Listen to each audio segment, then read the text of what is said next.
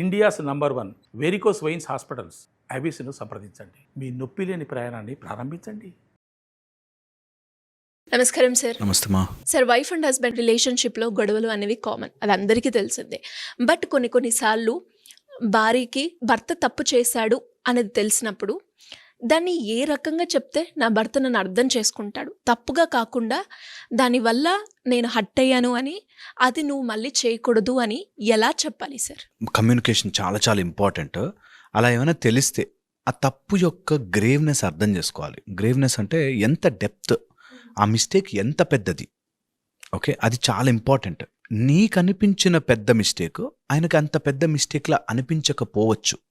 So first మనం answer చేయాల్సింది అది.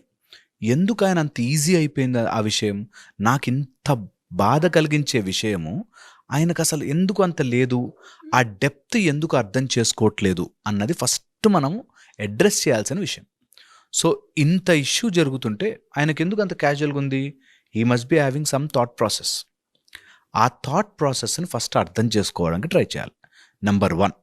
సెకండ్ వచ్చేసి, ఒకవేళ ప్రాబ్లం అయ్యి ఉంటే ఆ ఉన్న సిచ్యువేషన్లో ఎప్పుడు చెప్పినా వాళ్ళు అర్థం చేసుకోరు. సో దట్ ఎమోషనల్ సర్జ్ తగ్గాలి.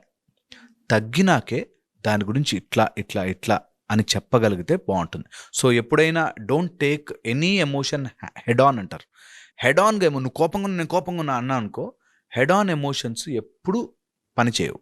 సో ఎప్పుడైనా జరిగింది issue, give it some time, let it subside, then talk. చాలా ఇంపార్టెంట్. సెకండ్. థర్డ్ వచ్చేసి, మాట్లాడుతున్నప్పుడు నువ్వట్లా చేసావు కంటే మనము అనేది ఎప్పుడైనా తీసుకురావాలి. మేము పెద్ద ఇక్కడ కాదు, మన బార్డర్లో వచ్చే గొడవలకు కూడా వి అని మాట్లాడతారు, ఐ అని మాట్లాడరు. బార్డర్ సమస్యలు తీర్చాలన్నా, పెద్ద సమస్యలు ఏమైనా తీర్చాలన్నా కూడా నేను అనేది రాకుండా వి, మనం కలిసి చేసుకుందాం, వీఆర్ ఆల్ యునైటెడ్ అనే విషయం తీసుకొచ్చి చెప్పగలిగితే బాగుంటుంది. ఫోర్త్, మీకు ఒక ఇంట్రెస్టింగ్ విషయం చెప్తాను. ఎవరితో అయినా కమ్యూనికేట్ చేయాలంటే ఇండైరెక్ట్ విజన్ పనిచేస్తుంది. ఇప్పుడు మనం మాట్లాడుకుంటున్నామా, చూసేవాళ్ళు ఎవరైతే వీడియో చూసేవాళ్ళు ఉంటారో వాళ్ళు they get connected with the picture. అందుకే ఎక్కువ మంది కనెక్ట్ అవుతారు పాడ్కాస్ట్లకి. వీఆర్ టాకింగ్, మాట్లాడితే ఇప్పుడు మీరు మాట్లాడుకోవాలి, నేను మాట్లాడుకోవాలి, కానీ ఇది చూసేవాళ్ళు ఇండైరెక్ట్గా వాళ్ళకు ఒకటి అర్థమవుతుంది. ఎస్, అందుకని ఇప్పుడు ఇండైరెక్ట్గా చెప్పడానికి ట్రై చేయండి. అంటే టేక్ ఎ సినారియో, సిచ్యువేషన్ ద్వారా కమ్యూనికేట్ చేయండి. It's a very interesting psychological aspect తెలుసా. మనం క్లాస్లో కూడా స్టోరీ రూపంలో చెప్తే తొందరగా పిల్లలు వింటారు.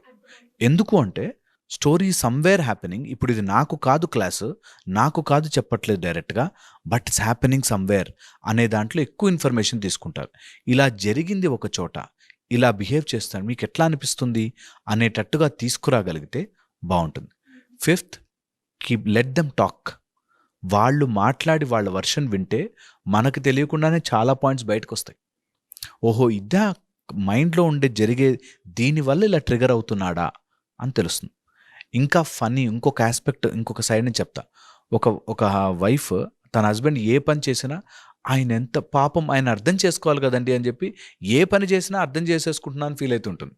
అది మరీ టూ మచ్ ఎక్స్ట్రీమ్. తప్పు జరిగిన చోట చెప్పాలి, కంపల్సరీ. అన్నిటినీ సమర్థించకూడదు, కొన్ని చోట్ల చెప్పాలి. సిక్స్త్ మోస్ట్ ఇంపార్టెంట్ పాయింట్ ఇందులో, ఎప్పుడైనా నువ్వు తప్పు చేస్తే నా బిహేవియర్ ఇలా ఉంటుంది అని వాళ్ళకి తెలియాలి. I don't like this, I will get up and move out. ఆ కమ్యూనికేషన్ వైఫ్ అండ్ హస్బెండ్ మధ్యలో ఉండాలి. నాకు నచ్చట్లేదు అన్న విషయం నీకు అర్థం అవ్వాలి. అప్పుడు వెన్ యు ఆర్ టాకింగ్, ఆ డీసెన్సీ మెయింటైన్ అవుతుంది. దీని తర్వాత most important point, touch, see and talk. వాళ్ళతో కూర్చోబెట్టి ఒక్కసారి విను, నా మాట విను అని చెప్పగలిగితే చాలా బాగుంటుంది. Based on your capability.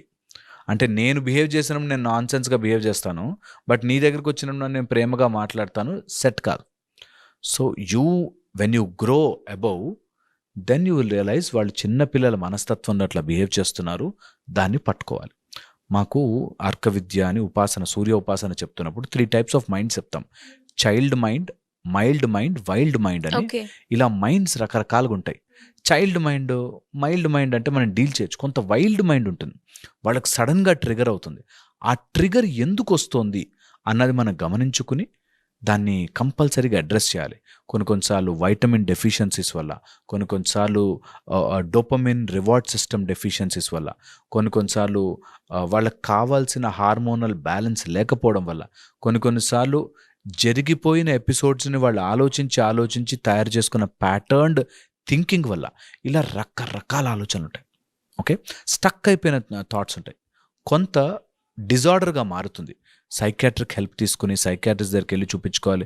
ప్రతి దానికి ఇట్లా బిహేవ్ చేస్తున్నాడు, రూడ్గా బిహేవ్ చేస్తున్నాడు, చాలా అన్నిటికీ కొడుతున్నాడు, అరుస్తున్నాడు, దానికి కంపల్సరీ సైకాట్రిక్ హెల్ప్. దానికి ఇంకా సింపుల్ కౌన్సిలింగ్స్ సరిపోవు.